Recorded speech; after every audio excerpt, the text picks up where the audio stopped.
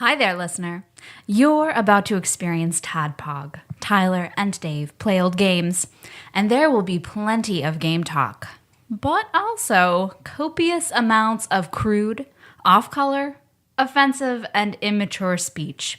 So if you are of a rather sensitive humor constitution, we're just letting you know what you're in for with this show. It has games. It has jokes. You know, just games and jokes. Take the games, take the jokes, and have a good time.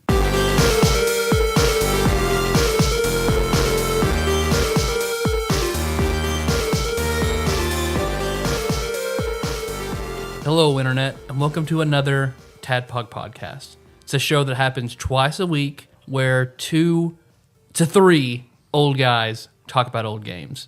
This week, Other Shit Monday, we are continuing our Ready Player One series with an iconic game from the book, Pac-Man. So, Ready Player One, it's a book by Ernest Cline, read to us by There you go. Will Wheaton. Hey, I do this show too, you know. And so, if this is your first episode, what we're going to be doing is we're going to be talking about Ready Player One in a couple weeks. So, shameless plug, we'll have a link to Amazon to Ready Player One in the show notes at tadpog.com. Just so we're completely transparent, if you click on that link and then purchase the book, you'll be giving us like a nickel. So, so I guess do that if you want it. If you don't want it, that's fine. But if you do want it, make sure to use our link because then we get a nickel. Because, Dave, you love Pac-Man. I do love Pac-Man. And then I know we had to bring back Jason Ison for this episode because he also, whenever I was talking to him at work, is like, do you like Pac-Man? Fuck yeah, I like Pac-Man. It's like, good, because I don't know shit about it. How do you not know shit about Pac-Man? I've only played over the course of my life, combine all of my Pac-Man experiences, I bet I played 45 minutes of Pac-Man. How the fuck does that happen? It can't happen. Anybody that knows anything about the 80s has to play Pac-Man. I don't think I've ever beaten the third level. Maybe. Oh my God, dude. It's just yeah. I mean, we're not going to judge on like skills or anything, but Oh my God. But before we get more into Pac-Man, I'm your bearded host, Tyler. And I had a dream about telling this story in this certain way. So I have a sort of a long and meandering story. okay. Wait, you had a dream? About growing up. I had a dream about telling this story on TADPOG. This isn't the same dream you shared with me No, via text. I'm gonna tell that story next Okay, week. all right. The one that your boss is not on. I think you should tell the one I'm thinking about right now. Well, I'm gonna say that Josh has to be here because Josh was also there for that Oh, dream. okay. It was me and you and Josh. And Bailey J. Spoiler. But all right. And then I told the story in a certain way. So I'm gonna follow up what my dream said. So maybe it's prophetic. But Okay. You dreamed, so it like told you something. Like you feel like this very well could have been a message from God. Maybe. Okay. Maybe. So my mom and dad, they are both the youngest of 4 kids. So by the time they got old enough, their parents were ready to get them out of the house. My mom went from her mom's house living with my dad, and they didn't have a lot of money. When they first got married, they lived in a trailer where dad would work on cars, paycheck to paycheck. My mom worked in a shoe store. They're just getting by living in this trailer on Scale Road, which is in Marshall County. The trailer's in a mile down the start of Scale Road. They live in this trailer. And Scale like on a dragon? yes. Okay, great, perfect. Exactly. And my dad saves up, and by the time I'm born, we lived in that trailer for a year or two. And starting from when I was born, my dad buys the plot of land behind the trailer and then by himself builds a house. And it's the first house we live in. So, and it's still there. It's been sold 5 or 6 times. So you did a pretty good job of putting it together. Yeah, mostly. I mean, it's still there. Like if I put a house together tomorrow, it wouldn't be there next Monday. He will admit now it's garbage on the inside, but he built a house. Literally garbage. So I've got this trailer about a mile on the road. He builds our first house where we live right beside that. And then the trailer that is on the lot next to that, my parents are currently renting this trailer while they try to find another house because they sold their house. Somebody walked up to my dad and offered him cash for his house. And he was like, all right, yeah. So now they moved in this while looking for another house. Then beside the lot beside that trailer is a house that we lived in my 3rd through 5th grade years where I got my first dog. And then the house beside that is where David Dykes of Batman and Robin fame. I grew up beside Going way him. back. Way back. I didn't know you guys were next door neighbors. You probably said it on the show, but So can you remember anything that happened on the show? No. And then, but a little further down on this same road, a little bit further down from that is where my grandmother lives, and where my dad, that same house my dad grew up in and lived in his whole life. And beside that is a business with a girl who I went to school with and church with, and dated Brandon for a while. there's a business. She owns a business. Her parents own a business that is right beside their house. And then beside that is a lot where my aunt lived after she had a very messy divorce. So She this is lived like there for a year. This is like a Norman Rockwell kind of like Pretty much. small town kind of. Just on this 2 miles of this one road. And this is Scale. We're still on Scale Road. Okay. The first house on Scale Road is a house that was built during the Civil War. And we rented that house for 2 months when I was little while we looked for another house. You were really big into Confederacy, right? Oh yeah, the time, my yeah. whole room was done in Yeah, Confederate flag, and yeah. Stonewall Jackson. I just want to all say, Tyler, if you would have pitched this before Melrose Place came out, it would have been a hit. And then further down the road is two of my best friends growing up, where we would drive. I told the story about tying a car hood behind a four-wheeler and driving it down on a gravel road. Like, those friends were there. So I grew up on this road. I know every square inch and everybody who lives on this road, with one exception. Okay. What's that exception? I guess I should also say across from my grandmother lived one of my best friends when I was young, the guy who stabbed me in the hand whenever I was in 6th grade and it swelled up really big. I remember that story. Yeah. So across the street from my grandmother, beside my friend Matt's house and a church where my parents' quartet would play all the time, is this very, very tiny house. Like how tiny? It almost looks like a dollhouse, half the size of this garage. Which is probably like 100 square feet or something like that. Yeah. 200. I It's don't know. really- I don't know my it's really square feet. My square footage. I don't either, so I'm Feetage? just gonna say yeah. Yeah. But it looks like if you've driven past like a lot where they sell sheds, they'll have ones that look like doll houses, like they're really, really nice and Yeah, yeah. ornate. Like a kid's playhouse kind of thing. Yeah, Right? it was like that, but it was tall. It was as tall as a normal house. It was just super small. Okay. Had a tiny like white picket fence. It was super clean. The yard was like pristinely mowed. It had a gravel driveway, and I never saw a car in it. I never saw anyone come in or out of this house in decade plus that I've lived on this road and come in and out. I always saw this super tiny house between these two houses. Knew everyone else on the road. Knew what their life stories. No clue about this tiny little house. What about trick or treating? No, the lights were out. No one ever went to this house. Okay. So I remember Definitely haunted. one day when I'm older, I think I'm like 14, over at my grandma's, and I ask her, like, I finally, like, that house across the street, who lives there? What's the story there? There's never a car there. I've never seen anybody coming in and out. It's always finely mowed. I've never seen anybody mow it. What's up with this house? And grandma's just like, oh, that's where Carolina lives. It's like, Carolina. It's like, is she a friend of yours? She's like, well, I've seen her on and off now and then. Super sweet lady. Doesn't have any fingers. What? How old were you? I was 14. Oh, at least you were 14. Like that's not something you laid out on a 7-year-old or something. And I looked at her, I was like, are you serious? She's like, yeah. Just sweetest old lady, born with no fingers on either hand. Oh, wow. I was like, okay. I mean, how does she live? It's like, well, she has the most beautiful handwriting you've ever seen. She works for greeting card companies, doing like the stylist work for The calligraphy and stuff? Yeah. Like what'd she write with her feet? with her stubs. Really? So yeah, she just had mastered stub writing. Oh, so she like put her stubs together and held the pen that way? To you my think? knowledge, that she would just do it like this. Okay. And was very, very good at it. And is that just greeting card house? Like, is that what they give you when you do that for a living? They're like, well, we could either pay you money or we could give you a really weird house. It's on the cover of all of our greeting cards. You can just live in this. It's actually an elf house, but you can have it if you want. Because I've seen this place somewhere. I remember because I asked her that. She was like, well, and so grandma goes, make some cookies and like, let's go meet her. So I was really nervous about meeting this lady, this fingerless calligraphy master lady. I bet. So we go over to her house, knocks on the door. She looks like, all right, so like a person, if they've tanned a lot in their life, and once they get older, right? If they're still skinny, their skin sort of takes on this like maybe the best. To me, as a kid, it looked like the skin on an onion. Yeah, right. Like there were a few color, like wrinkles, right? but like it looked dry and brownish. Yeah, leathery. Yeah, so like I go over there and I talk to. We meet Carolina.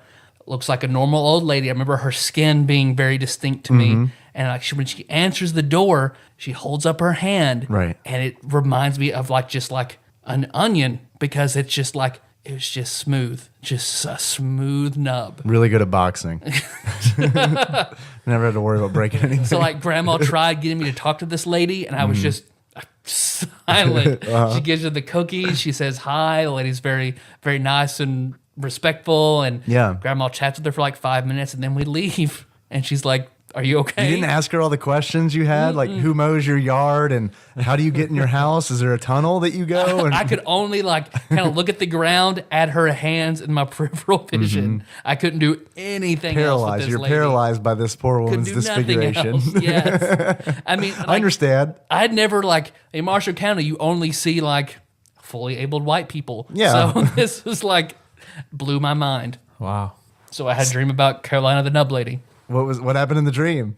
I told that story. Oh, that was it? Yeah. Oh, okay. It's like, tell this story. It's like, okay, I can do that. She told you to tell this story? If she spoke to me in my dream. Yeah, that's what I'm failing to understand. Like, so you had a dream about you coffee. telling the story on the show? Uh-huh. And now you've done it. Yep. So that means that she probably lives on your bed now when you go to bed. Or now she's not going to kill my daughter. Yeah. Now she's just, her spirit is now rescinded from the house. You're going to get in bed and you're just going to feel like two leathery onions on your feet.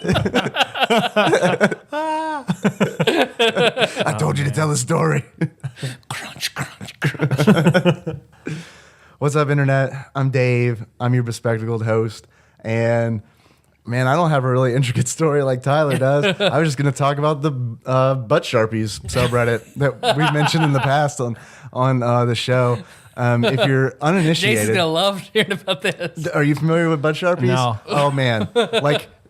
Just in general, or like you can probably put it together. I think I just did. Yeah. And I hope it's what I'm thinking. Otherwise, so I don't know anything about. Oh wait, no, this is great. I want to know what you're thinking today. Okay, so I'm thinking that it's a guy, or I'm assuming a guy does this because I can't imagine.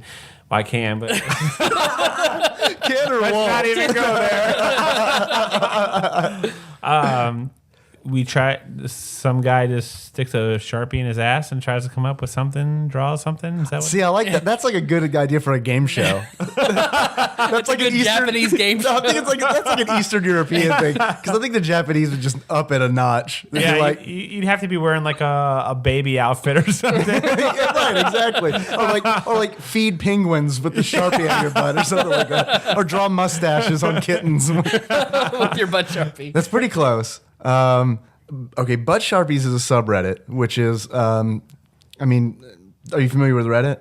No. Okay, so Reddit's like this place where a whole bunch of horrible people like me talk about horrible things. There's also like really smart people on there, but yeah, there's like different subreddits, and a subreddit is where like a group of people will talk about a certain kind of thing. So it's kind of like a message board. Okay. And It's a huge message board about every topic you can think of. yeah, but what's important is that the subreddits are like different categories. They're very, very specific. And that's like one of the wonderful things about Reddit is that it has all these like super specific subreddits. Okay, I'm still dying to know the butt. Okay, that we're getting there. That's Butt Sharpies is one of those super specific subreddits where it is girls. Imagine it as like a contest where girls just try to see how many Sharpies that they can put in their butt. And then they'll take a photograph of that and then they'll upload it to the subreddit. Once So again, I was like way off. well, There's Sharpies in a butthole. yeah, you had the important the important aspect is that, yes, there's a Sharpie going in a butt, but like they keep up with like the record of like how many Sharpies someone can get in their butt, and then I thought about this because you mentioned it on the show a couple episodes back, Tyler, and then I was showing John Turley the other day because he hadn't seen it of NBA James fame, and all I could think about was, this is the best advertisement that Sharpie never paid for. Because Sharpie is not extremely relevant, like maybe, do they have a NASCAR? Does anyone know? Maybe they do. Maybe they do, but like, why would they do that if they're like, we got all this free like butt Sharpie advertising, and then it's like, because it has to be a Sharpie. They get downvoted if it's not a Sharpie. Well, it's weird because like I'm not really even into this. I was just kind of like, I think it's kind of funny, and I'm scrolling through, and even I got like offended when I saw a girl who had like vis-a-vis up there. It's like, no, I don't think you understand the way this works. You need a Sharpie up in that butt, girl.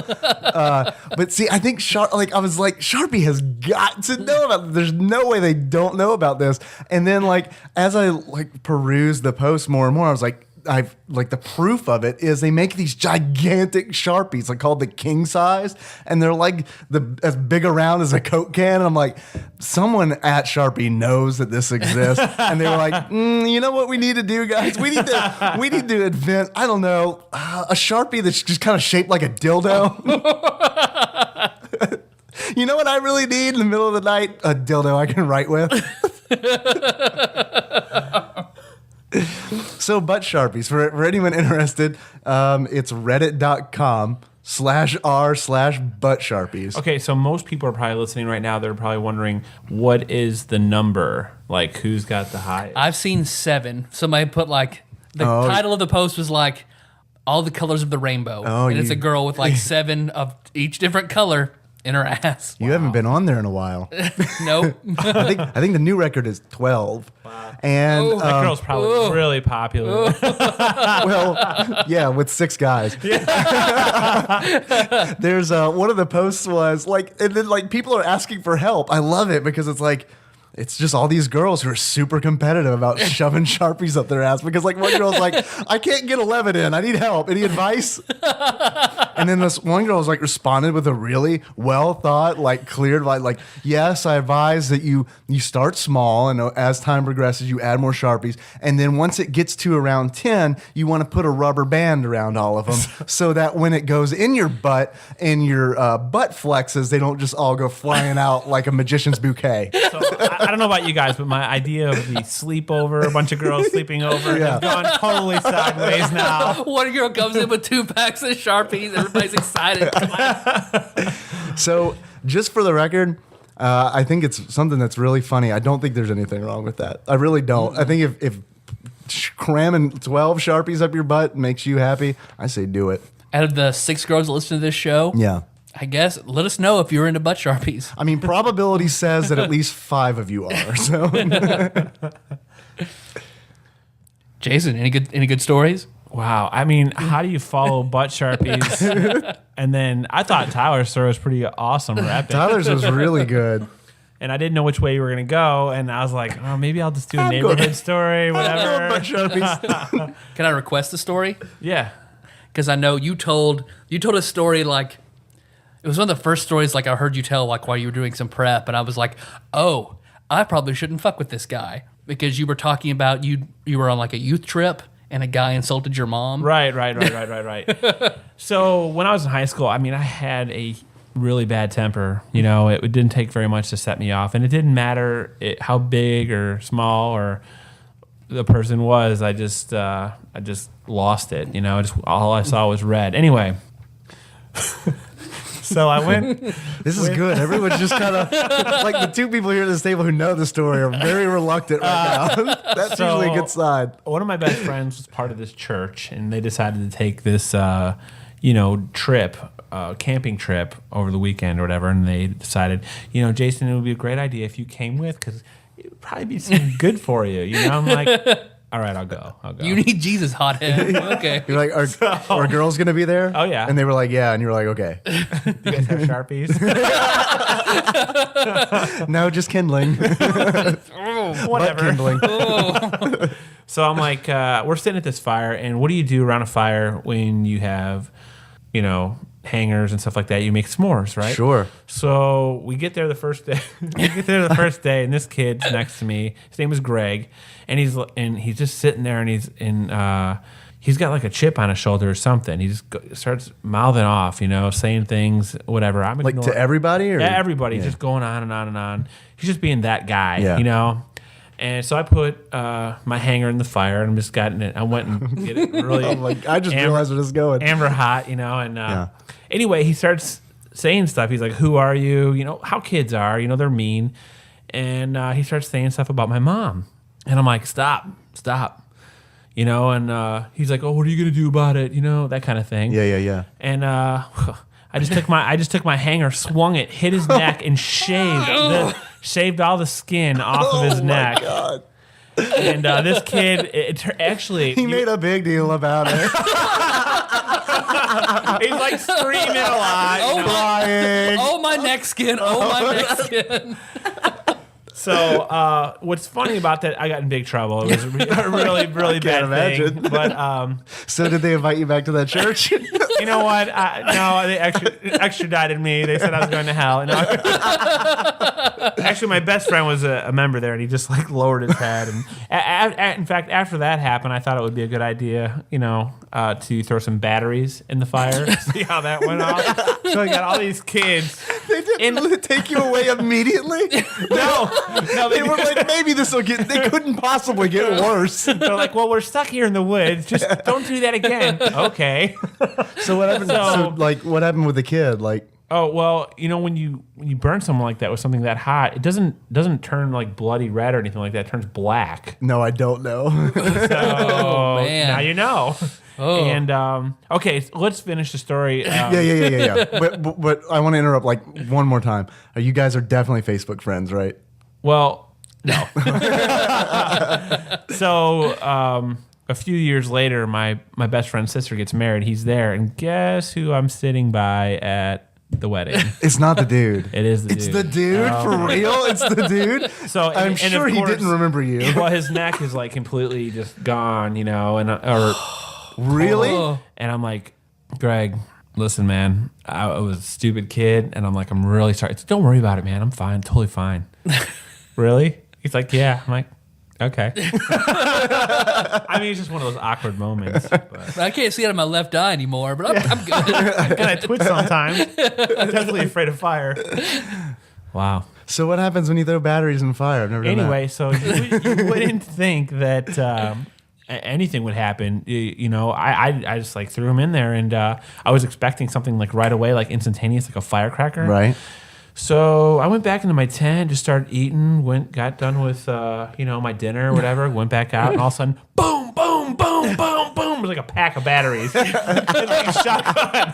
So all these church people are like ducking and like hitting the deck, and it's like I like you a lot. Yeah, I like you a lot. it was a good time. Yeah. Next time we have a bonfire, I'm going to slip some batteries in there. Hey man, you got some double A's? Yeah, dude, I brought them. Call Jason, bring batteries and sharpies.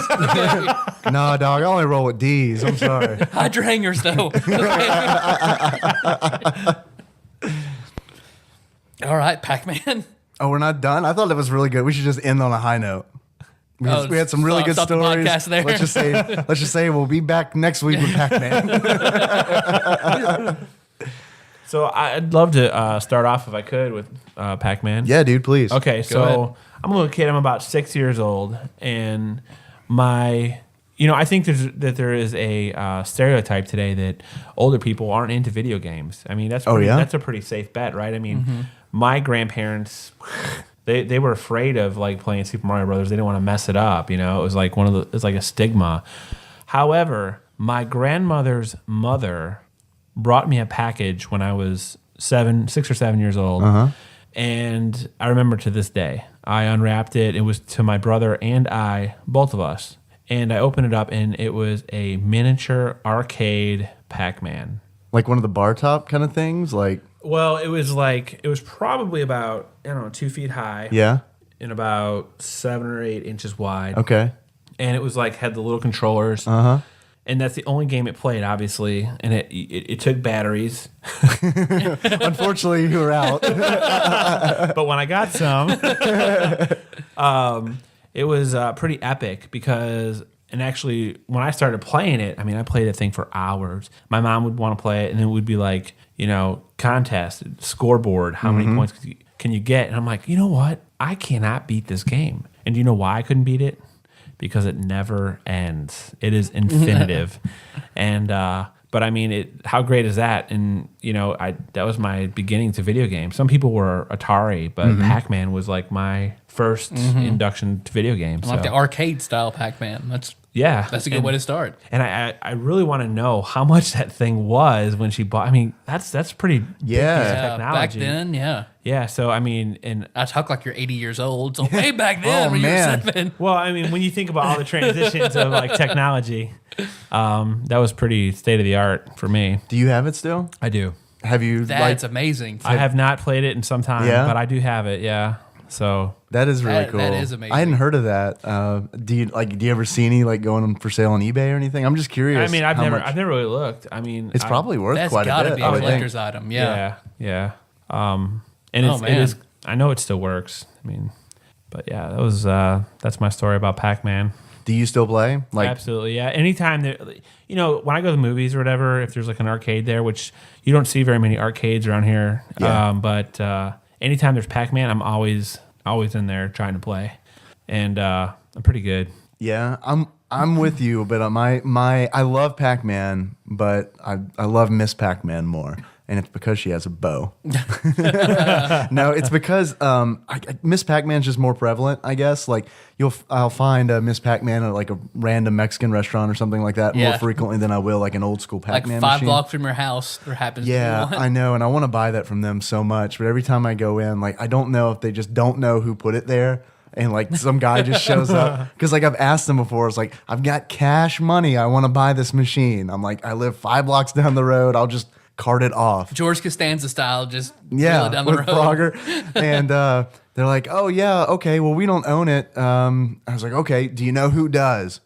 He comes in on Tuesdays. Like that's how they answer that question. He comes in on Tuesdays. Okay, I've seriously considered taking a Tuesday off from work and just sitting on the bench there in that restaurant and just keep an eye on that machine until a guy walks in and be like, hey man, I'll give you like however much you want for that. You know what I love about Miss Pac-Man when you play that game? It's if you don't die, you get to play that game forever. I know, I love it, right? Yeah, you don't have to pay like every 5 minutes, like those gun games they have. Yeah. That are meant to milk quarters. Yeah. You can't be skilled enough to just like play House of the Dead all the way through. Like as opposed to Pac-Man, like right. If you can put in a quarter, if you're good enough, you can play all the way through. Did you know that they've got House of the Dead at the bowling alley here in Paducah? So I think one day we should go out there and play House of the Dressed Dead. as Deadpool. Yes. I'll dress as Deadpool, use both guns for my birthday. That's what I'm going to do. I'm not going to get into shape or anything. I'm going to wear this skin tight red Lycra. We'll read about it next weekend. Yeah. Oh yeah. Man dressed as Fat Spider-Man. I was totally Deadpool. Played light gun game with his dick out. There's just a photograph of me like being carried off with my dick out. Fucking indignity of Cardinal Lanes. You hear that sound, Dave? Nope, I don't. Is it the sound of screaming scarred for life? 8-year-olds. Bang. It's the batteries explode during a camping trip. Dave rids from Wikipedia train. I do hear that now that you bring it up. So I mean, the game was by Namco. Yeah, hey, right, and it was I don't know what day, but it was in the 80s for sure. And that's all. Dave will clarify. I can pick up the slack if you want. Yeah, man, go ahead. That's all. Those are the 2 facts that I know for sure.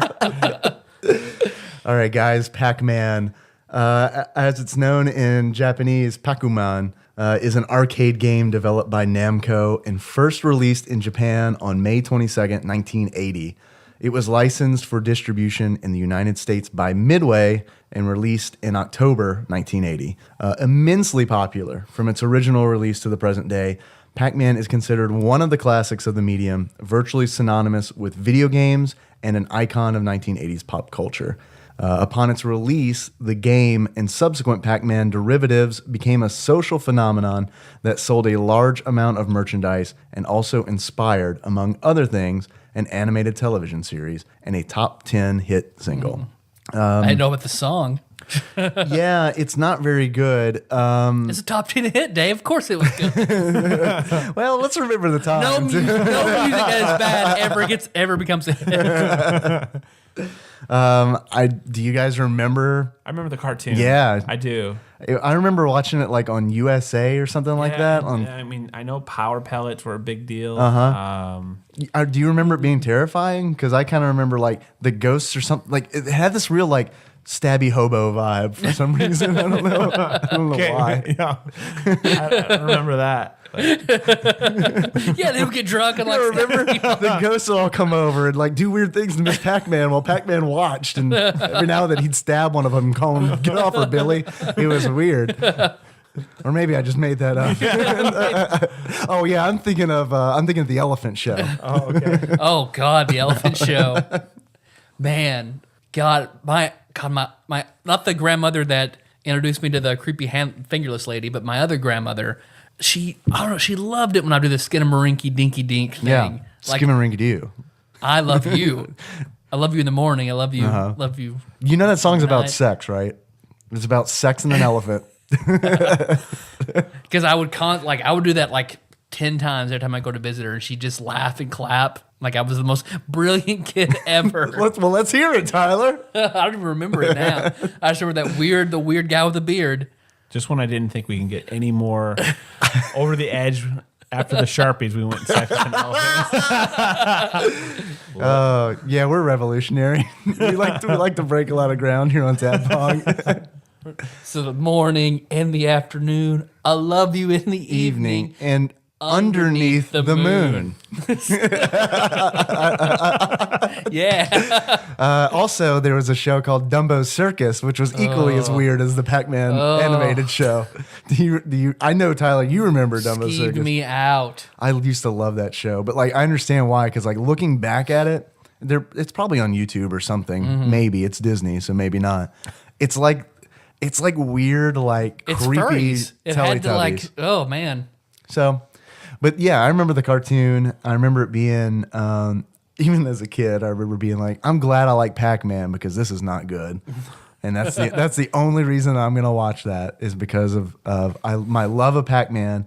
And I would eat, they used to have Pac-Man soup. Does anyone remember this? No. It was really good. And probably because it was just all sodium, it was not a liquid soup. It was like more just like came out in a shaker. But like that just goes to show like how much merchandising there was for Pac-Man. Like it was just ridiculous.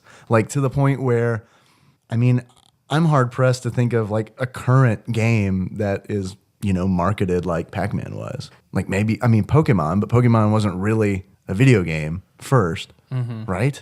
And No, the Red and Blue came first. The cartoon came out shortly after, and that's what well then blew maybe the fuck up out of the merchandising. well then maybe Pokemon. Yeah. Even though from what I hear, Pokemon's like waning in popularity with like kids and stuff. Yeah, because mostly it's adults that are still playing Yeah. Pokemon. The same ones that played Red and Blue have just still played every generation up until now. I think games though have to set the tone for it's like what was first. Pac-Man was first. So that laid a lot of groundwork for a lot of games, especially in the '90s. Yeah. And it still plays like really well. It's still challenging. The controls are still good. It was like playing when we played Joust. Like I was amazed by like I've played current games that don't control half this well. Yeah, and there's something weird about Pac-Man because like especially like when I play it, I have to play it at the arcade. Like I have to. Like otherwise it just feels weird. Like playing it on the D-pad just feels weird. I gotta have the joystick that's just a little wonky. Like it's like you just gotta like learn it a little bit. You gotta spend like 5 minutes figuring out what little thing might be wrong with this joystick. And then like it's gotta have, like they say in Seinfeld, it's gotta have that little hint of pizza grease on it. I would get frustrated at the controllers at the arcade because it'd be like this thing's broken. I mean, it's just a little off, man. When I want to go up, man, because these ghosts are gonna get me. You know what I mean? So, Gameplay. You want to talk about gameplay? Yeah, at let's all? do it. I mean, point wise, because I'm a big point guy, because that's the whole name of the game. I mean, it wasn't originally. All I wanted to really do is stay alive. When I first started playing, and then you got to get points now. So I'm after the cherries, bananas, oranges, all that great fruit, which. And my favorite fruit, the pretzel. Absolutely. I've always loved that. Even as a kid, I was like, all right, fruit. Not a fruit, okay? And it's like, for the longest time, I thought pretzels were a fruit in Japan. like their food pyramid's completely different than ours. And they've got a fucking orchard with just trees and just pretzels on them. I know you're a points guy because you had the scoreboard up. Yes. From your tiny version that you got as a gift. And I was telling Tyler before I got here, I was like, I know that Dave plays Pac-Man. I wanted to ask him what his score was so I could just one-up him, just to be that way. But I couldn't tell you what my score is. Thank God you said that, because I was sitting here, I was like, yeah, I love Pac-Man. I don't know what my fucking score is. I do know that I've never gotten to the kill screen. Are you familiar with the kill screen? I'm not. In Pac-Man. Is that Miss Pac-Man or? No, it's the original Pac-Man. There are 255 levels of Pac-Man.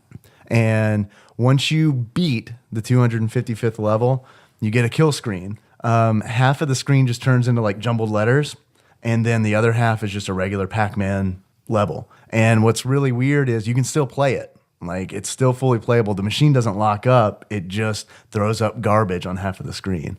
And it's because they had like 8 bits, I think, of memory dedicated once to... you exceed the memory allowed, then... the everything sets to zeros, which completely fucks up the game, and there's this glitch that just doesn't go away until the machine's reset.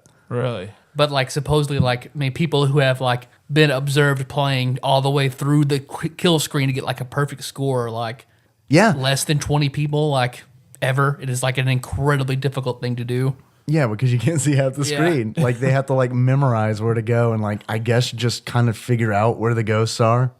That's crazy. Because that little information that you said right there is like, that is, because I don't want to give spoilers away about Ready Player One, but that knowledge you just dropped right there is very important to the story of Ready Player One. What knowledge? The kill screen or the ghost? The kill screen and half of it being messed up and trying to figure it out. I like the fact that this game is kind of like you said, like the controls still work. It's still fun to play, and I feel like that. I mean, this is a timeless game.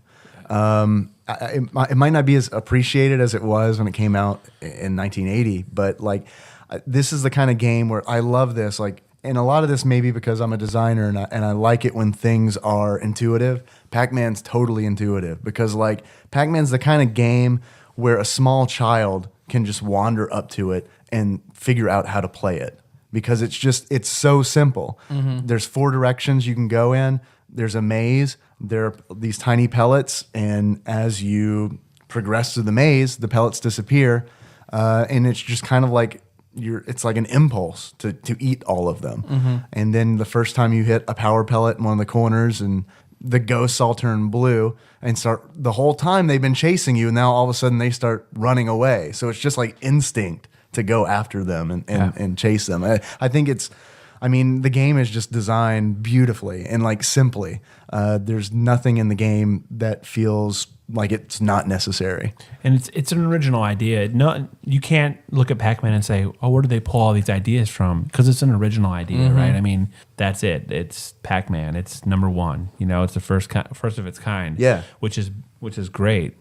I like even the colors. I mean, I know that you're a designer, but I mean, when you're playing this game, or like when a little kid goes up to it and the colors change from board to board to board to board. Yeah, that's pretty cool. Yeah, You know, I think that's pretty good. Well, even the ghosts, all the 4 ghosts being different colors. I remember that as a kid. I remember that being really interesting to me because like the attract mode, right? When you're not playing it. And they're trying to get you to come up and put a quarter in it, like where they just introduce all the ghosts. And it's like, well, you've got Blinky, he's the red one. And you've got Pinky, she's the pink one. And you've got Inky, he's the blue one. And then you've got Clyde, Clyde. Right. He's the origin. I remember, I honestly, this is kind of maybe fucked up, but I honestly think that shaped a small part of my personality because it's like something just kind of like came online, and I was like, that is funny, and I like things like that. So, are the ghost names different in Miss Pac-Man? No, they're the same. That's awesome. I mean, as far as I know, You know, now that I think about it, I think Pac-Man the cartoon, Miss Pac-Man was in. Yes, she Pac-Man. was. So, and then the ghosts were too, and I swear one of them was a hobo. Someone in there was a hobo. Maybe Pac-Man had like a pork pie hat or something like that. That's what I'm thinking. you know, Was it the weird anthropomorphic Pac-Man? Yeah, Arms and yeah. legs, and like his eyes were little Pac-Man. Yeah, little Pac-Man symbols. I saw that on Reddit. The Pacception is what the post was called. Can I go way off base here for a second? please. So, I mean, this is only a podcast. I just when I make it to like 98 years old, I just want you guys to know. You got a that- lofty goal. I do. Yeah, I that's actually pretty want to good. surpass that. But Yeah. I mean, I figure 98 is a good time to start doing this. Okay. I want to start taking drugs. Only hallucinogens, though. Oh, well, only hallucinogens. Well, Okay. yeah, I mean, I just want to hallucinate. You know want what to continue to live. I mean? I do, Right. but I want to hallucinate when I'm living. Okay, cool. I mean, don't step on my dream. No. That's your dream. You live it. If you want to put Sharpies up your butt, that's fine. If you want to take hallucinogens at 98, I think that's fine too. I mean, who's going to say anything? I'll be 98 years old. I mean, You'd be sitting there just looking at a wall anyway. You may as well see all sorts of fucked up shit. Anyway, how actually- about this? When we're all 98, I'll invite you guys over. I'm actually surprised you're waiting to 98. Well, we'll take some hallucinogens and we'll play Pac-Man. Because wouldn't that be fun to play Pac-Man on hallucinogens? Yeah, I think so. I mean, I'm down. We'll take acid, go see Cirque du Soleil, and then we'll come back and play Pac-Man. That is honest. That's on my bucket list. I'm not waiting until I'm 98 because I expect to die like in my 60s. So, Okay. so I'm going to start doing it. I don't know right now. One of the things about the ghosts is they all act differently, and this was like it's simple, but it's like a really early instance of AI because in Space Invaders and stuff like that, of course, all the aliens are kind of doing their thing, but they're acting very similar, right? But in Pac-Man, they all have different AIs that's been programmed into them. Like Blinky, the red one, he's a hunter, and he always just goes after Pac-Man. Like he goes the most direct route to get to Pac-Man, right? He navigates the maze. And then you've got the other ghosts are programmed differently. Like Pinky is programmed, I think, to help Blinky flank. So Pinky is programmed to like get in front of Pac-Man while Blinky's programmed to get behind him. That's why you always get, those corner parts of the maze, like you always get closed in by them, like raptors, like the raptors. That's why they're programmed that way. And I think Inky is random, I think, and then Clyde is programmed to like stay away from Pac-Man. So if you like that, with this little, I got to bring this game so you can check it out. Hell yeah, bring it. There's 3 settings on it. There's the first setting, which is first player or one player. There's second setting, which is 2 player, which is pretty common with Pac-Man. Sure. And then there's a third setting, which is it's a first player game, but it's a different game of Pac-Man. Really? What is it? Okay, so there's 4. You get 4 corners and a box in the center. Okay. Like the ghost house box in the center? Yeah, Like the ghost house box is in the center. The ghosts are in the corners. Oh. And I think there's 2 of them in one corner, something like that. But anyway, the object of the game is to get into the box and eat the pellets in the box, and then get out and Really? then go to the 4 corners. Really? That sounds pretty cool. never heard of No, that. I never heard of that either. There's no corridor to go from left to the right of the screen in this Yeah, game. yeah. It's just all one box. That sounds really hard. It does sound really really hard. hard. And I didn't understand it, but it was.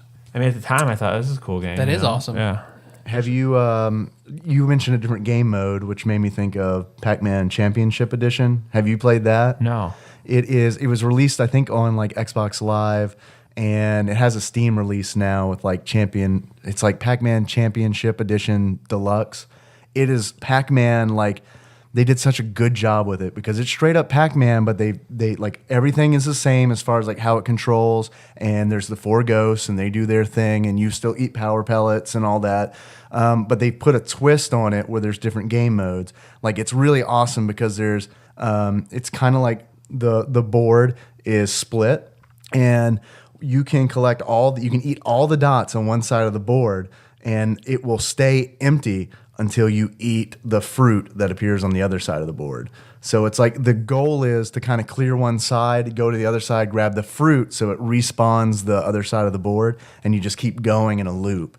And you can, the ghosts will keep appearing, and they'll be sleeping ghosts. And if you go by a sleeping ghost, it'll wake up and start following you. So you get this like enormous train of ghosts, and then just grab a power pellet and just turn around and eat a ghost train. Yeah.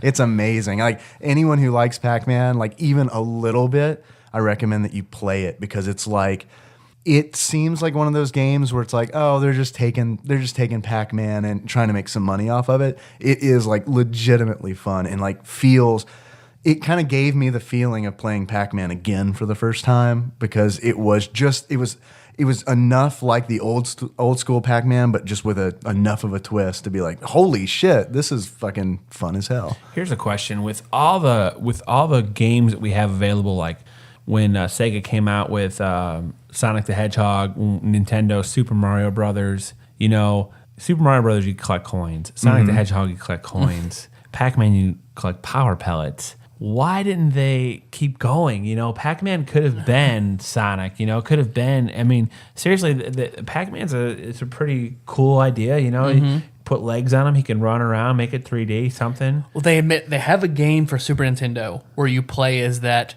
but it's really weird and it's really bad, because they took like that anthropomorphic Pac-Man from the TV show and gave him like an RPG-ish video game for Super Nintendo where like he walks through Pac-Town and he's talking to people, and like you go on like quests as Pac-Man. Like that is creepy. Because he's just like all happy. He's got his like Mickey Mouse gloves and shoes on, and he's going through town talking to like regular people as Pac-Man. And if someone's eating power pellets, you don't really think of them as that shape, do you? No. I only eat foods that look like me. Thank you. And he's eating a lot of fruit. I mean, I don't get it. Well, it's like one of the things where it's if like, I only ate Flintstones vitamins because they look kind of like me. That's it. That's all I eat. well, and gingerbread men. Oh, and babies. And babies. Right. I forgot about that. This game has made a lot of money. Yeah, I believe it. A lot of money. I think, like, according to Wikipedia, at least, like in 2011. Starting with my granny, by the way. Yeah. It's adjusted for inflation. This game had made like $2.4 billion in quarters. In quarters. That's not like including like merchandising or anything like that. That's just straight up quarters. Oh, wow. So, yeah, it's kind of a big deal, I think. One of those arcade games has, and going back to the local one you want to get. Oh yeah, I think they run around $2,000 or $3,000. I think. Yeah, I've seen some in like pristine condition that go for like $2,000 to $3,000. This one I've seen at the Mexican restaurant. I would probably. I mean, it's not in horrible condition, but it's like I'm also not the kind of guy who if the guy who comes in and gets the quarters on Tuesday is like, hey, that'll be $2,000. I'm gonna be like, I'll give you $500 for it, because I mean it's playable, but it's not like it's not immaculate. Right. Mm-hmm. Got the broken Corona bottle all over the. Yeah, that's just authenticity. For people who don't know, so there's Pac-Man, Mrs. Pac-Man, and is it Baby Pac-Man? Pac-Man Jr. What's the difference between all of those? I've really only spent a lot of time with Pac-Man and Miss Pac-Man. In Pac-Man, I know you could memorize algorithms, and it would optimize your route essentially, and you could memorize routes that you could travel where you'd run into no ghosts. In Miss Pac-Man, the AI was optimized a little bit, so where you couldn't do that. Because like in the first Pac-Man, there's actually, the ghosts have a blind spot where the game doesn't have a pause, but you can just kind of park Pac-Man in one of the corners and just leave and just come back 3 hours a day, 2 days later, because the ghosts never hit that spot. It's just a blind spot. In Miss Pac-Man, that kind of stuff is gone. Mm-hmm. They've increased the AI. But one of my favorite things about Miss Pac-Man is there was a turbo chip that's in some of the arcade stand-ups, and those are the ones that are really good because it's just cranked up super fast. And that's how I like to play Pac-Man. I like to play it super fast. Like if I'm thinking about playing the game while I'm playing it, like if I'm like, okay, I need to go left and then I need to go right, I guarantee you I'm gonna die. But if like I'm just playing by like instinct and like just reacting to how the ghosts are moving, which is what you have to do when the game's like quadrupled in speed, that's when I play the best. Yeah, it's a lot like Tetris. You know, the speed just goes. Yeah, because when I first started a Tetris game, I'm just like, oh yeah, down, just hold down, yeah. Well, do you guys have any achievements for Pokemon? Pac-Man. We've been talking about Pac-Man this whole fucking time. Pac-Man? Pokemon? So the original Pac-Man, if it had achievements, what do you think those achievements would be? I usually have achievements for games that I love, but actually when I was preparing for this episode, I just thought about, there was so much that I wanted to talk about that I just was trying to remember all the things about the game. I can probably come up with, I've got one right now, but if anyone wants to go first, that would be great. I think I got probably most time spent. Probably, is that an achievement, most time spent on a game? Is that like... That'd be like your personal achievement, but like something like... meeting a certain time. Fruit of the Loom. Okay. Like say the achievement, Fruit of the Loom. That's what you get for... Once you eat all the fruit, then you unlock Fruit of the Loom. I think I probably pretty much unlocked it. Well, you know what? I never did get to the kill. What do you call that? The kill screen. The kill screen. The kill screen. Never did that. But yeah, Me neither. probably all ghosts in a row. You know, I've eaten all the ghosts on like level 10, no problem. So Taste the Rainbow, I think that's what you call that one. Taste the Rainbow. I've come up with two, and my first one is these pretzels are making me thirsty. And in order to unlock these pretzels are making me thirsty, you need to eat a pretzel. That's all you got to do. You got to eat a pretzel. It comes later on in the game. You just eat a pretzel, and you'll be fine. I guess the other one I've got is I ain't scared of no ghost. In order to unlock I ain't scared of no ghost, you have to, in a later level, let's say banana. In a banana level, you have to eat a power pellet and then eat 4 ghosts before they turn back to regular ghosts. We didn't explain the mechanics of the game really, but because I'm just assuming that everyone listening to this podcast knows Pretty familiar. what Pac-Man is. So if you don't, They'd only played the Super Nintendo version, and they're very confused right now. That poor individual. so that's all I got. Okay. Tyler, do you have any, or Jason, do you have any more? I don't. I'm good. Fruit of the Loom, but that's pretty good. I'm Okay. good. Okay, cool. I feel insufficient in giving this game beards and glasses. Really? Yeah. What? But you gotta. That's our thing. That's what you do on the show. Dude, you want to flip the script? I'm not prepared, so yes, absolutely, I do. Dave, Yes, Tyler. I've got a few questions for you. Okay, good. In this game, how we like to rate things is on a scale of beards and glasses. Okay, right. So if you were to translate Pac-Man into a beard that fully symbolized how you feel about this game, Yeah. what kind of beard would you give it? Okay. Well, I really like it. Okay, I really like the game a lot. And there are ghosts in this game, and I'm gonna say. Okay, here's the deal. You know how Ghost Rider, his head like is inflamed, and it like he's kind of got fire hair a little bit because like it's all. I want you to flip that around so that the fire actually comes out the bottom, and that's how I feel about this game. Okay. It's an awesome Ghost Rider flaming beard of awesomeness. The spirit of vengeance from hell Yes. comes out of the bottom of your face. Yeah, because Pac-Man is kind of synonymous with Satanism. That's not in the Wikipedia entry, but everyone who loves Pac-Man kind of knows that. It's, if you don't accept it, then, get the fuck out, I guess. Well, Dave, Yes, Tyler. if you were to give this game a pair of glasses, beards because I have a beard and glasses because you have glasses. So if you were to give this game a pair of glasses that fully symbolize and represent how you feel about Pac-Man, what kind of glasses would you give it? That's a hard question. That's harder than the beard. But I think I've mentioned this before. in the Cosby Show spinoff, A Different World, Dwayne wears these glasses that I always wanted as a kid, right? I always wanted these glasses because he had glasses that had flip-up shades. So that was pretty cool. And when he wanted to like be studious, he'd just flip the shades up. They clipped on top, right? And he'd flip them up and he'd be cool. But like when he wanted to just be smooth, he'd flip them down and they flip down the hinge. So I know that's not really the 80s. It doesn't fit in with Pac-Man, but here's the angle.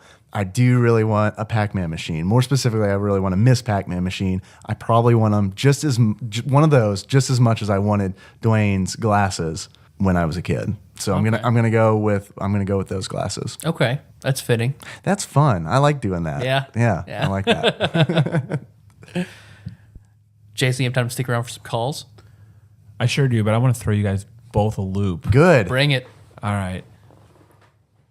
Dave just got reamed, so What, you didn't like those? no, I did. I thought they were great. I just shoved a whole bunch of butt sharpies. So I'm going to throw one to Tyler. Tyler, because I have clogs on right now, for those that are listening, if you wanted to know, if you were to give this game a pair of clogs, or Okay. what type of clogs would you give it? So it's a prolific game. Yes. A lot of people know it. Yeah. A lot of people like it. Mm-hmm. So the only other pair of clogs that I can think are popular and people like are the iconic orange Crocs that Mario Batali wears. So I give them Mario Batali's orange Crocs. I don't think I understand what clogs are. Let me show you, Dave. Okay.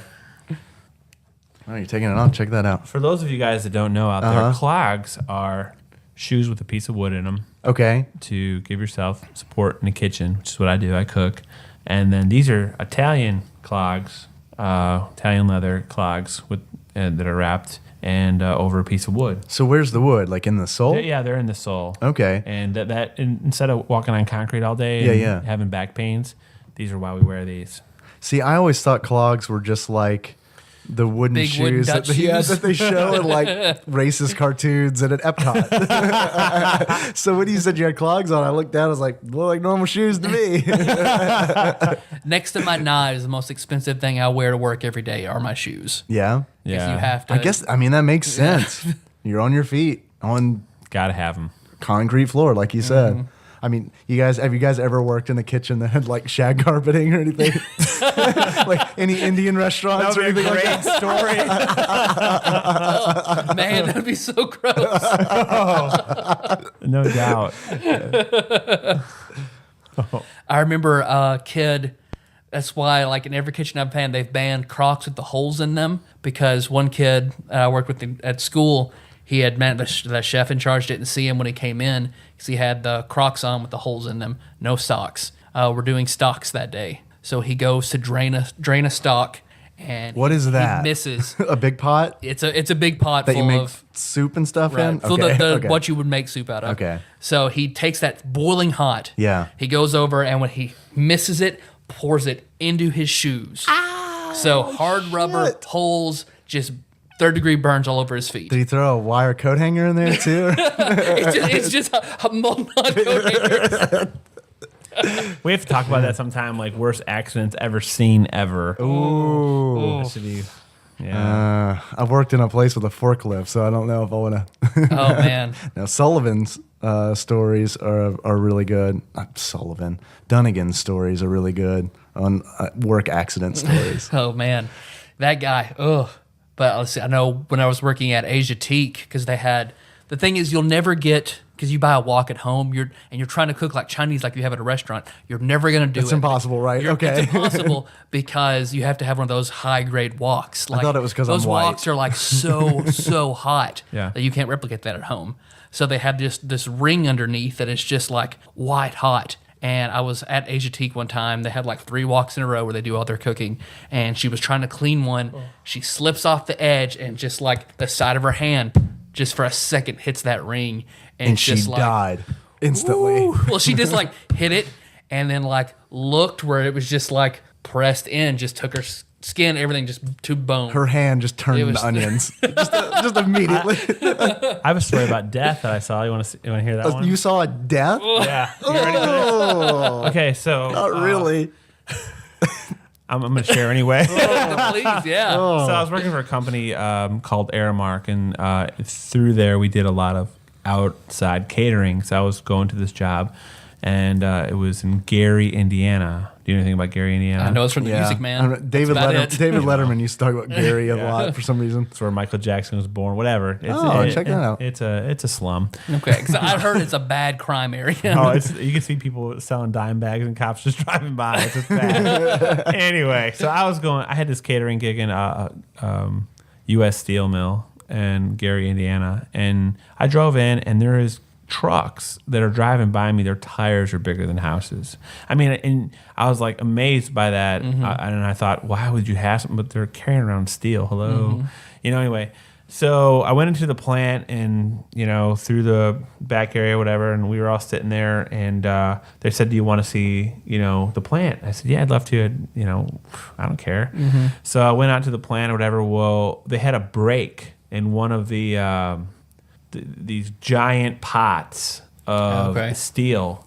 So liquid steel spewed out. Like in Terminator and stuff. Yeah, exactly like that. And this guy was there, and he just, you don't think about it, but all I could see were his clothes and just falling. It wasn't like blood and guts and that type of stuff. It was just like guys there spewing light and then closed down. And that was it. And they turned on the sirens. Like Vader just got him and clothes dropped to the ground. Exactly like that. Yeah, and that just made me feel empty inside. Ooh, man, worst accident ever. So when we were talking about, because you said I saw a death, and they were like, "Hey, do you want to instead of the steel mill? Hey, you want to see someone die?"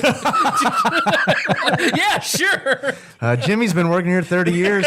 Said something about wanting to kill himself. That goes back to when we were talking about how we commit suicide. Like that seems like a pretty good option. Seems pretty quick and painless. Yeah. Plus, your clothes stay there in case your family wants it. Like Tyler, I know your family wore all your clothes. So I think that's a good option for you. That is. How'd you sleep that night? Like a baby. I don't think I could have slept for 2 weeks. I'd have been calling in That's one less person at the grocery store. Sleep. It's the same kid that burned somebody with a.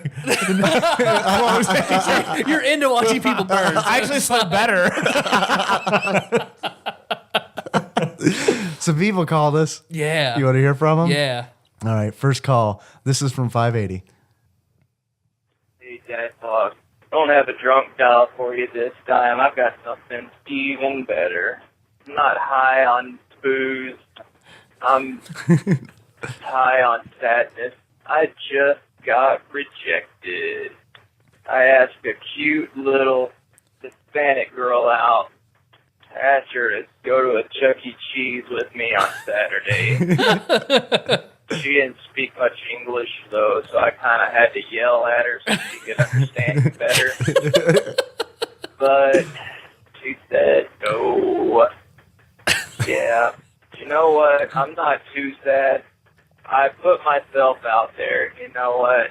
I'm proud that I went and asked a girl out, and she was very, very, very Mexican. So, yeah. I don't think there's any shame in that. I don't either.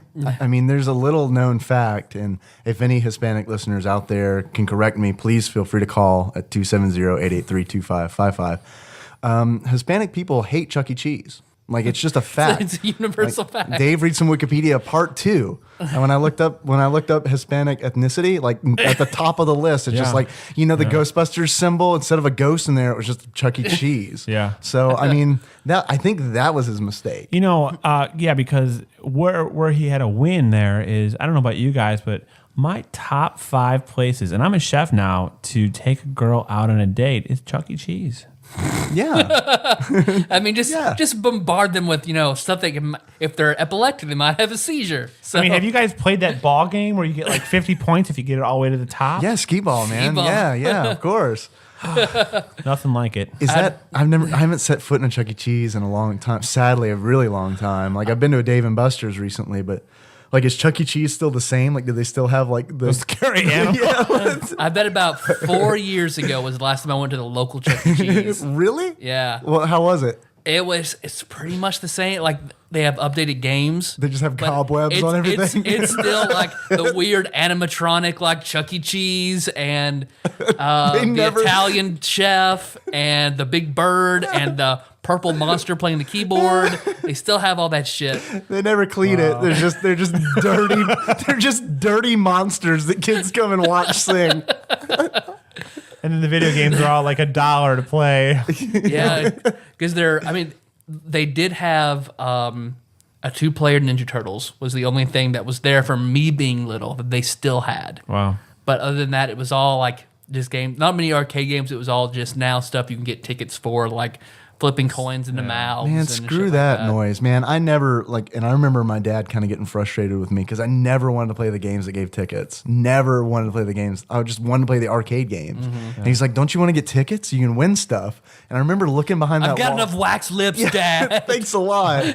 I already own a harmonica. So true story about that. Me and my brother were celebrating our birthday because I got a twin brother, and the power went out. Ours was Showbiz Pizza. I don't know if you guys. Yeah, remember that. it was Showbiz when here. I was a kid. Okay. Yeah. So the power went out and it came back on, and we were at the ski ball. Oh, no. And the tickets just started coming out, and we're like, we're gonna get anything we want. I want that boombox. That's like a kid's dream. What's happening? I bet the kids who were watching the animatronic show got really freaked out when those fucking things came back online. Because I'd read a study recently about a woman who wanted to know what it was like to experience life from the male side. So she was already like kind of masculine, so she went ahead and just like full costume and became a man and went to like a bowling alley. I'm and really started- worried how this is going to fit in with Chuck E. Cheese. Sorry to interrupt. It's just like the whole time I'm just waiting for that shoe to drop. It's like, No, I'm talking more like when 580 talked about rejection. oh, okay. Good. Because she goes and starts hanging out with this bowling team and just like starts buying them beers and talking to them till they eventually accept her. Uh-huh. And then she's talking about how the dynamic between men and women is just so completely different because she thinks like, God, these guys just hate me. Then after hanging out with them, she's like, oh, that's how men show affection, by giving each other shit all the time. Yeah, men just And hate then- things. Yeah, then she's like breaking it down, and she has to quit the study because and go into she has a nervous breakdown because when she's trying to fit more and more into what men do, she starts like going out with these guys to bars, and they're like having her hit on other girls, and like she says like the rejection is just so staggering, just walking up to a girl and the way that the girls will treat her in turn, just like immediately, like it just completely crushed her ego, and she had like a nervous breakdown. Is this a real like Gorillas in the Mist kind of story? Isn't it? So don't feel bad, 580. Honestly, like I said, she probably just didn't like Chuck E. Cheese, and I mean, what are you gonna do? Maybe go for tacos next time. You want to throw out your email address real quick? Anyone wants to respond to that one? We got a text. This is from 614 who asks, I feel like this would be a good like group kind of game. What do you guys think would be the preferred game/genre for the cast of TMNT? Jason, we field a lot of Teenage Mutant Ninja Turtles questions on this show, so I really like that we're continuing this theme. They want us to include Shredder and Casey Jones, excluding all TMNT games. So we can't cast What games them. do they play together? Just the cast. I'd say we could do them. We could do them separately if we wanted to, or if we feel like maybe. What would each character's favorite video game be? Or what should they be in? You mean like what video game should they be in besides Teenage Mutant Ninja Turtles? Right. It's casting call. So like, for example, Casey Jones, maybe NHL 94, possibly. Although I'd rather probably see him in Pac-Man or something like that. Are you just running around just whacking ghosts with his cricket bat? Yeah, I think it'd be fun. I got it. I think that they should do a Metal Gear Solid. Casey can be like the main character instead of doing Solid Snake. Have Casey. Okay. And then the Mutant Ninja Turtles all turn bad and evil, and you have to go through different levels to get through them. Then you go through Splinter. Then you get the Shredder, and just do all around. He has to stealth kill, like, See, cricket bat, take down Leonardo. Right. I like that, but I want to twist it because I like survival horror games. You're April O'Neil. Whoa. Casey Jones, Donatello, Michelangelo, Leonardo, Raphael, and Splinter have all gone crazy. And you're in the sewers, and there's no lights, and they're just stalking you and trying to kill you. That's pretty good. And you have to get out, And out of the sewers. you got your news camera, and that's all you can see through. So it's like this found footage. Fuck it, Michael Bay. That's the next Ninja Turtles movie you're gonna do. That's good. And then like maybe Shredder's your ally for some reason because Shredder's like, see, they're not all this time. I've been trying to tell you they're bad. He's a pretty cool villain. I mean, He is a cool he's radical. villain. Yeah. But I think like an obvious one would be like Michelangelo in California Games or something like right. I mean, or Shredder and Cooking Mama. oh, that'd be great. So you've That's got brilliant. his blades, and he's like having to fix food, and chop up carrots, and saute things. Anything that's like teenager or pop culture, like snowboarding, skateboarding, Tony Hawk. I mean, Yeah. you know. Michelangelo in like 1080s, the 1080 snowboarding game for N64. I guess the more appropriate question is, what wouldn't they be good in? You know, like what? You know, I mean, it's a spin-off for it can be a spin-off for everything, every game. I think Shooters, Splinter- I can't imagine them in shooters very effectively. Yeah. Well, they had the pizza shooter, remember? if you're Raphael, just the pizza Right. shooter, in like Call of Duty, like sniping people 200 yards away with pizza. Yeah, I guess if 007 can do paintball, I think Splinter in a Japanese hentai dating sim would be pretty cool. So I really want us to play that one. I sent you a picture of it. It's a Japanese dating sim where you're pigeons and you're seducing other pigeons in Japan.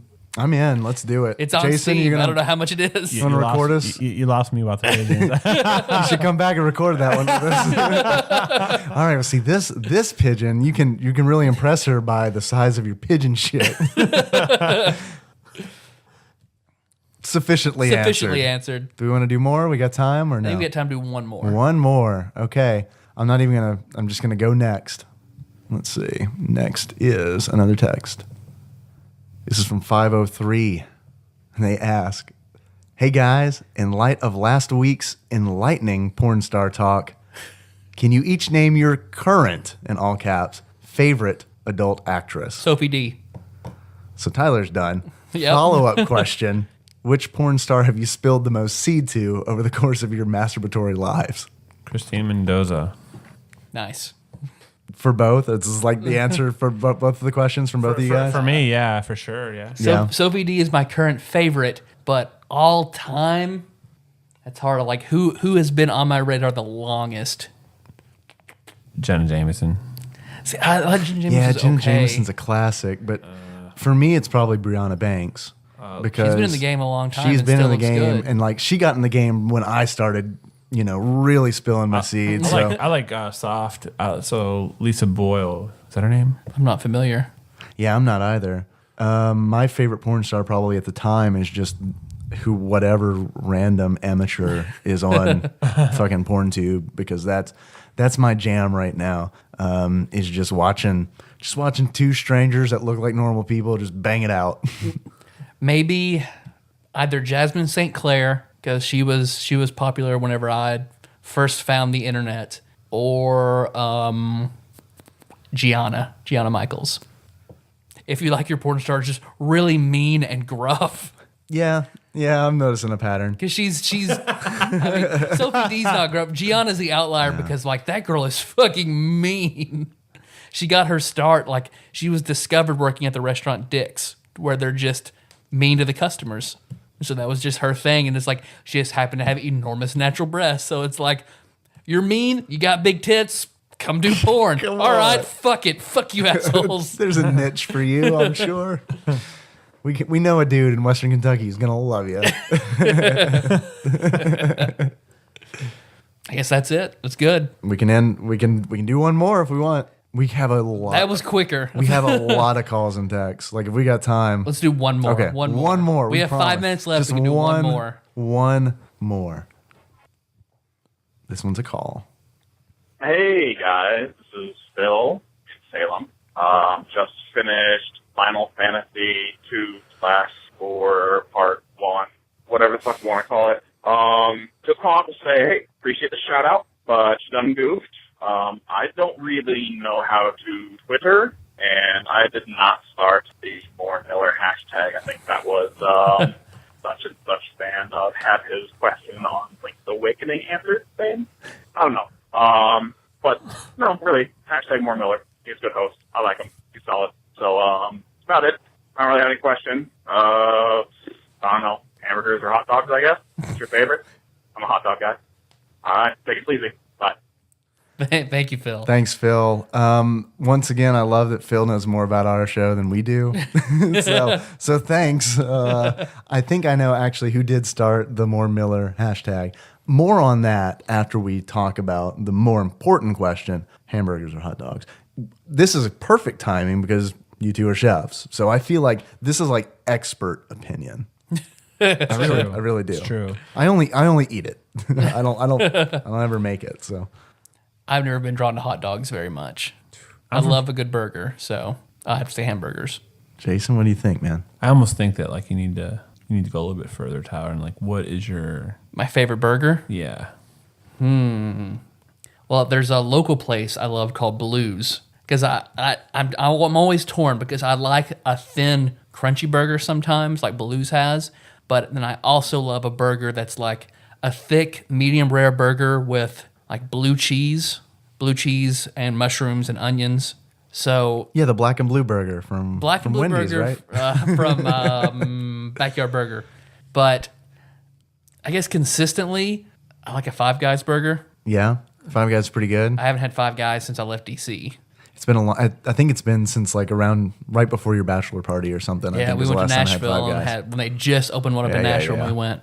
I think it was a little too hyped for me because I had always heard that it was like amazing and it was really good, but it didn't live up to like all the hype that had been built up. Flip. Maybe Flip. I take that back. Flip Man. is my favorite burger. Flip in Atlanta. We go there after every Dragon Con. Man, the burgers there are really good. Unbelievably good. And the shakes are good too. Oh man, they're Nutella and toasted marshmallow milkshake. Mm-hmm. Nice. Yeah. I think I'd have to go with Red Robin for burgers, but that's not my choice. I have always wanted to go there. Meg and I always talk about wanting to go to there. It's pretty insane. It's really good. But again, it's not my choice. Hot dogs. And I like the hot dog from the street vendor that you're wondering if his part-time job is, driving cabs. Up top, man. Up top. Every time I go to New York, like I used to work like a legitimate job where I like had to go on business trips. And like every time we go to New York, I get so much shit because I'd always get a hot dog from a vendor. Right. And they'd be like, you don't even know what that is or where it came from. That's kind of the fun, isn't it? It sure is. And what's even better than the hot dog itself is, of course, the accoutrements that come with it. You got to have it on a poppy seed. Oh, I'm from Chicago, so you have to have poppy seed bun. You have to have a dill pickle on it with celery salt, 2 sport peppers, 2 slices of tomato, chopped onion, relish, a little bit of mustard. And if you're savvy, have ketchup in your pocket because Chicago vendors don't have ketchup. So just squirt some of that on there, and then you're still money.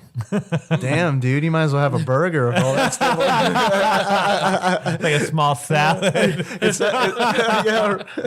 I gotta go burger, man. I love a hot dog. I really do. The skeezier, the better. Like hot dogs for me are like strip clubs. I like them just kind of like, I might die. I might die eating this hot dog or going to the strip club. If the stripper's going to like pull out a shiv and be like, now the rest of your money, because I know you've got more than that wallet. If there's a chance of that. If she pulls out a hot dog instead, even better. Then it's the 2 things I like all combined into one. But like for just, if I had to pick from a menu, I gotta go hamburger.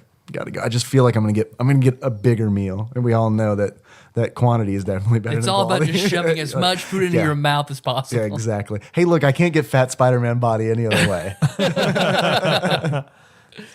There's a place in Chicago that actually has like hot dogs that are like super fine dining. Like they have the regular hot dogs for like $1.50 or whatever. And restaurant people, everybody that works in restaurants, hotels, and all that, all go to this place. It's in Wicker Park for those people that want to go all the way to Chicago. But anyway, you go in and he'll have like a faux gras hot dog. Shit.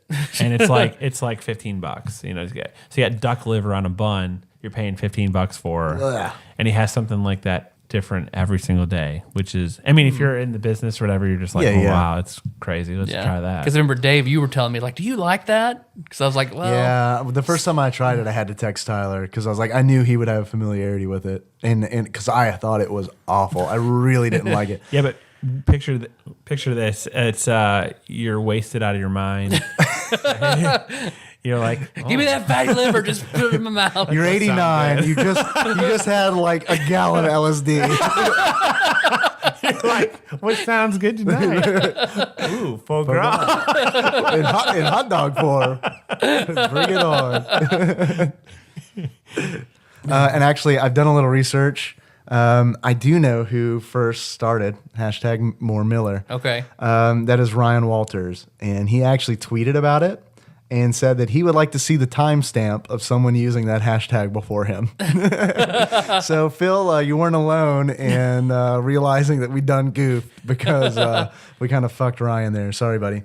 Yeah. So I don't run you do our Twitter, so I didn't see it. Somebody brought it up in Facebook. Yeah, you just That's assumed. why I thought it was Phil. Yeah. Well, I didn't That fucking was probably know. my bad. So. I didn't correct you because I probably hadn't been on Twitter that week. I just didn't shit all week, so I didn't check Twitter. Just took a week off from shitting. Yeah. It's like, you know what? I really don't want to go in that bathroom. I'm just gonna hold it for a little bit. Like I did in the 5th grade until I got sick. What? Oh. Yeah. I didn't want to go to the bathroom. Remember, I held it until like we were playing basketball and like couldn't walk down the court. That's the worst game to Until like my dad like took me to the bathroom and like shut the door and was like, "You're not coming out until you do use the bathroom." Oh, it was the worst. I like to think that like you thought it would give you superpowers playing basketball. Like if you hold all your shit in, like you're dunking and like breaking the I backboard. gotta save my essence, all my strength. Well, thanks for coming on, Jason. Appreciate it. Yeah, Thanks for dude. having me, guys. Good to have you back, man. You need to come on more shows. Love to. Because now that you've done 2, so we can do your interview episode at some point. All right. So probe your mind about your gaming history. Yeah, you don't want to do an interview. And other extraordinarily personal questions that I should probably not work for you before I have your interview episodes. Yeah, extraordinarily. Like maybe you should listen to a few interviews before you agree to come on one. Thanks for listening, everybody. You can find the show on iTunes or Stitcher. So don't miss the next episode, we'll be talking about IGN's 13th ranked game, Earthbound. Oh, I haven't finished it though. so We got to put it off. Sorry. Well, we'll break it in 2 pieces, and we'll talk about whatever you played. Okay. All right. Good. And it's going to be better than the Final Fantasy 2 episodes, Yep. right? Oh, you're damn right. Can we promise? Can we promise ourselves that? Yes, absolutely. And for next Monday, I think we agreed to talk about Zork. Yeah, let's So do it. continuing our Ready Player One series. So if you like our show, if you like us, if you want to help support us, we love 5-star reviews, 5-star written reviews. You can go to iTunes and do that. It even gives you a little bit of power over the show because in that written review, if you include a game you want us to play or a guest host that you want on a certain episode, or if you need like an alibi or an emergency contact, we'll do all of those things not very well. Yeah, yeah. I mean, we're not going to make any promises. But we can promise that if you request something in a 5-star review, we will get to it eventually.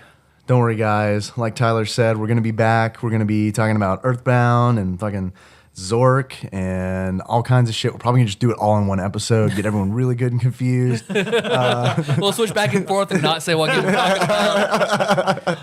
But in the meantime, you can always find us on TADPOG.com. That's where the show notes live. Man, we mentioned a lot of porn stars, so there's going to be probably There's going to be a lot of porn links in that show. plethora of porn links in the show notes. So check that out. If you're, not going to Chuck E. Cheese with a nice Hispanic chick, we got a good spread of options here for you. You listen to this TADPOG, you're like, man, I could totally rub one out now. Just go to the show notes. We've got your after TADPOG activities set up. You can also find us on Facebook. We're at facebook.com/TADPOG. We usually will post each episode. It will have its own post, and people will tell us what we fucked up. Ramon today or yesterday mentioned that we forgot to talk about Yang and Final Fantasy II. I assure you that we did talk about Yang, but we got to him in part 2 because we kind of flipped up. We messed up the order of things. Yeah. So just be patient with us, and there'll be more Yang than you could ever hope for. We will get to Yang. Yeah. Eventually. So if we fuck something up in this episode, feel free to post it on the Facebook post that we make for it. Or, you know what? If you want to just make me happy, you can post something nice about it. There's that option too. But don't feel obligated. You can also find us on Twitter. We are at TADPOG_podcast. It's cumbersome, I realize. Thank you for everyone who's retweeting and letting us know when we're fucking up the hashtags. Ryan, you tweet a lot to us, and that's real good. We appreciate it. You can call us if you want at 270-883-2555. Leave us a voicemail or send us a text. Try to keep it under 3 minutes. Video game related is great. Teenage Mutant Ninja Turtles related is amazing. I love the TMNT streak we've been on. It seems to be real popular. We moved on from Golden Girls to Turtles. It's just it's just things evolve, right? Things have to change. We got to keep it fresh. We got to keep these ideas rotating. I'm forgetting something. Our theme song? Yeah. Jason, you remember? No. Our theme song is Moves by Sycamore Drive. A link to that track can be found in the show notes at tadpog.com. Nailed it. That's what I like about this show. Just our accuracy. We're consistently right. We keep it at a 6. Did you know that the sycamore was Ronald Reagan's favorite tree? I did not know that. I did not know that. Why do you know that? That's interesting. Because I fucking hate the sycamore tree. I want to know more about that. I don't know if you know this about me, but I cut down trees quite a bit. Oh, yeah. Well, Tyler's told me plenty of that. Well, every time in his day off, he'll come back, cut down like 8 trees yesterday. I feel invigorated. Because I don't know where you live, but it's just like surrounded constantly. Like tree ants are coming into your yard, and you're having to defend you and your wife and your house from tree ants cutting down trees. That's right. So who always got the highest score in Pac-Man? You or your brother? Me. Nice. Yeah. We got the good brother then. All right. Yeah, we truly did get the expert. So until next time. Tropical Capricorn. Josh we were gonna do a voice and then didn't do a voice. Fuck so it. whatever. Nicole's not here.